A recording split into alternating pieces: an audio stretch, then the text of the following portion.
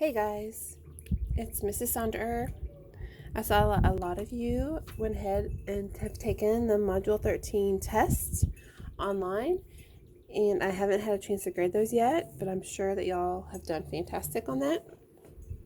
I'm going to go ahead and do the notes for this week on the heart.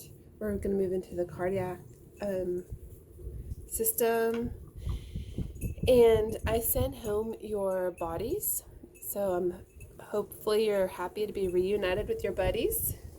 And I also sent home the cardiac packet of the parts that we're going to add to your bodies.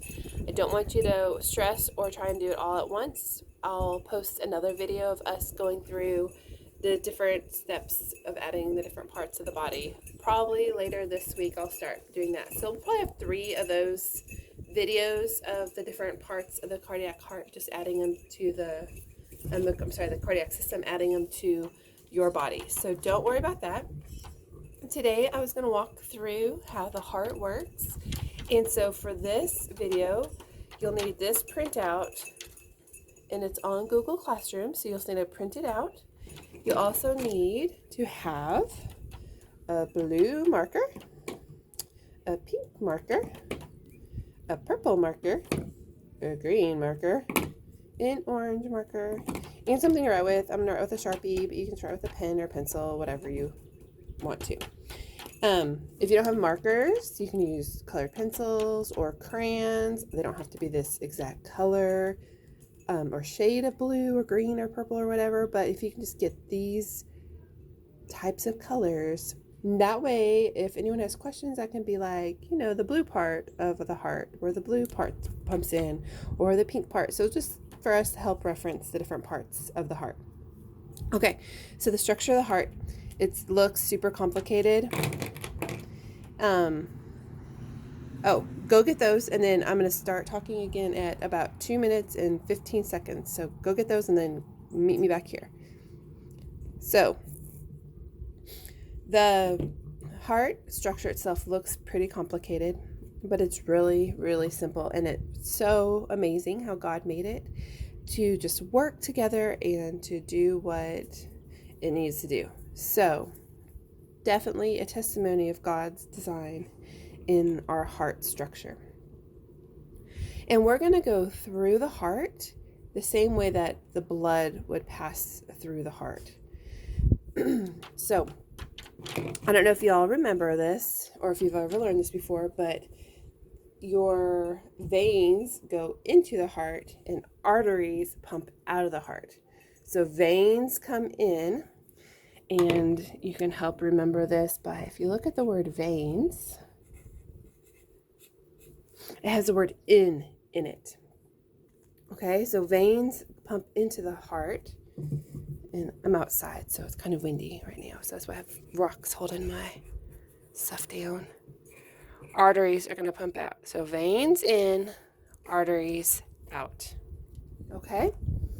So when your veins are pumping the blood into the heart, we call that blood deoxygenated. The blood has already taken all the oxygen from the lungs and has dispersed it to the different parts of the body that need to have oxygen, which is all of our body needs oxygen. And so it comes back to the heart, it gets pumped back through the lungs, and then it will come back into the heart and then pumped one more time out of the heart to the different parts of the body that now need oxygen. So the veins are pumping in deoxygenated blood, remember, and D means without, and the arteries are going to pump out oxygenated blood, okay, full of oxygen.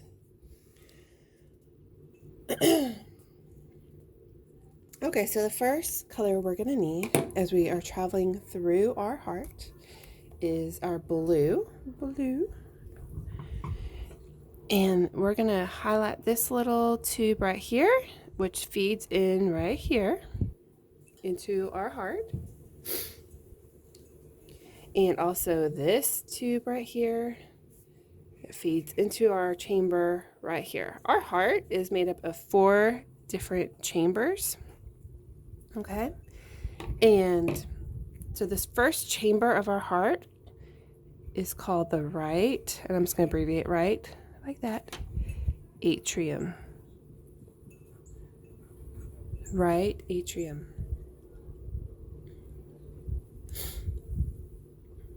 Okay. This part right here, this tube, we call it a vena cava. Vena cava, woo, it's got a flyby by a wasp. And this one right here is also a vena cava. Vena cavas return deoxygenated blood to the heart. So these are both called vena cavas. The top one is called a superior vena cava. This is superior because it's on top, okay, of our right atrium.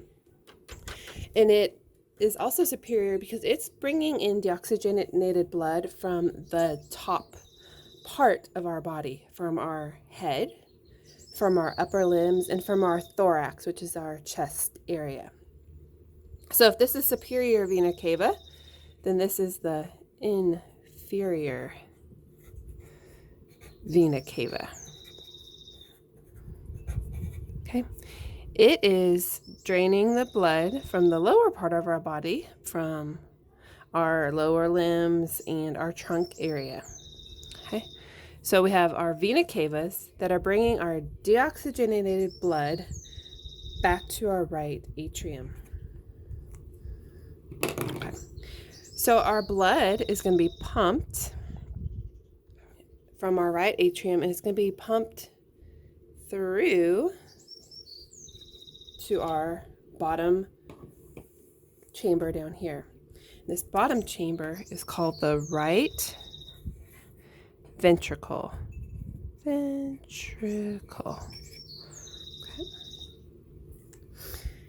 And with your green, we have these 3 little lines right here. Okay? Those 3 little lines are our tricuspid valve.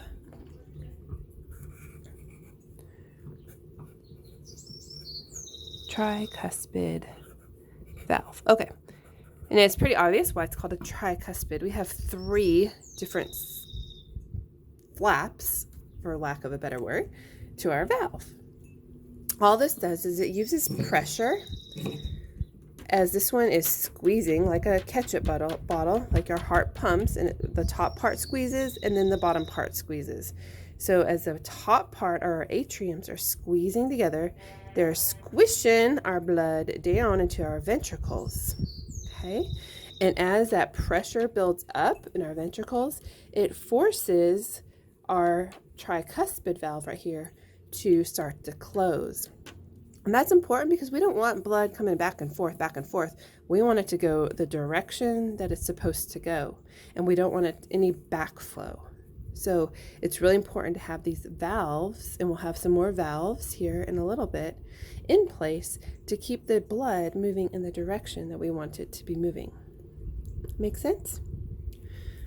Okay, there's some other stuff in here going on, but for our purposes, we don't need to know that. But just know that there's some other things going on. There's some other parts in that right ventricle.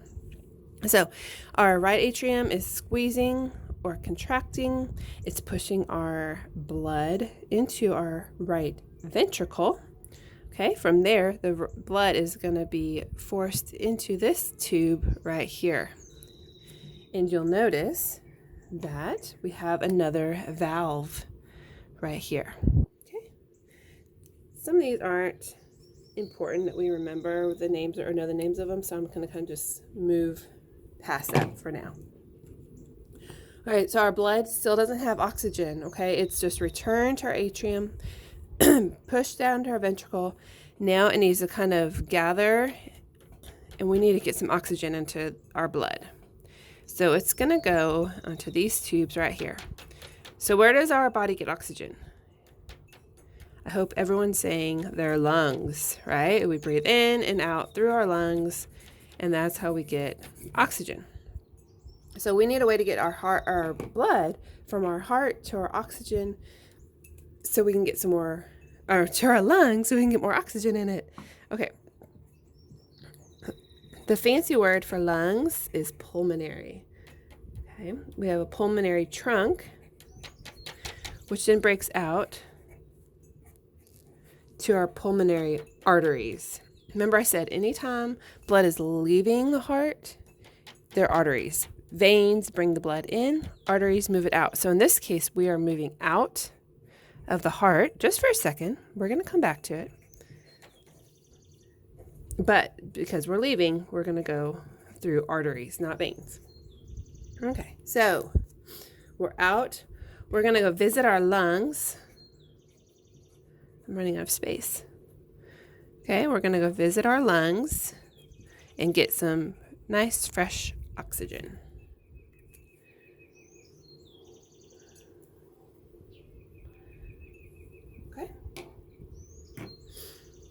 Okay, so now we need to come back into, we got some oxygen. We need to come back into our heart to get some more momentum to get to the other parts of our body with our good blood now. So now we're going to use our pink. You can use pink or red. And there'll be some other like little tubes back here. They're just not shown on this diagram. But our blood is going to be returning from our lungs, and we're taking it in. So these are going to be veins, and they're coming from the lungs. So we're going to call them pulmonary veins. Remember, into the heart are veins. Okay, now we're full of oxygen. We're ready to go. All right, so the first chamber that your oxygenated blood is going to return to is called the left atrium. Left atrium. And I always remember atrium because if you're like building a building and you want an atrium in your building, a lot of times it's like the front kind of porch or entryway or something of a building. It's called an atrium. Okay, so I always think that that's like the first chambers. It's like your porch into your heart on either side.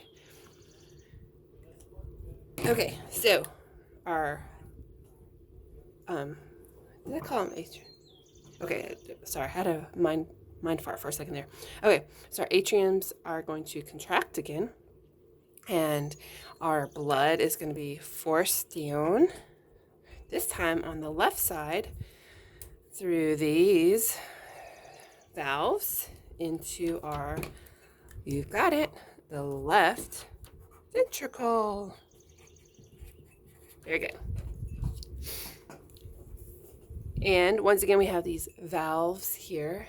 Now this one's have a crazy word. I'm not going to make you memorize it. But if you really want to know, they're called the pulmonary semilunar valve.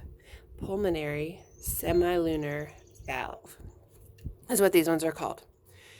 So they're going to come in through the heart. In through the atrium, through the pulmonary semilunar valves.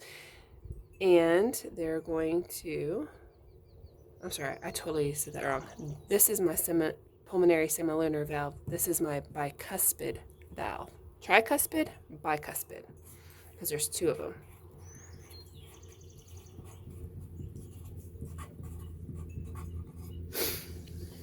Okay. Sorry about that. It's been a long day. So it comes through left atrium to the left ventricle. The valve is there to keep that blood flowing in the proper direction. And then as the left ventricle and the right ventricle contract, it's going to push up the blood up into this funny little thing,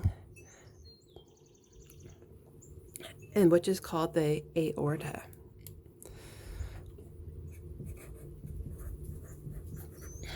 Okay. And we have another valve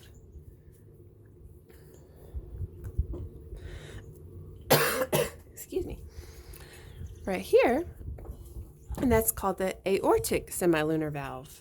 So we have the pulmonary semilunar valve and then the aortic semilunar valve. Okay, from the aorta, this is now oxygenated blood, and it is ready to be delivered to the rest of our body. There's a lot of things going on in this aorta. We have an aortic arch, is what this part is called. Aortic trunk, all that stuff. I'm not going to make you memorize that. I just want you to know that the oxygenated blood is going to be pushed up through the aorta, and the aorta goes ahead and sends that oxygenated blood to all different parts of our body. So that's the most important thing there.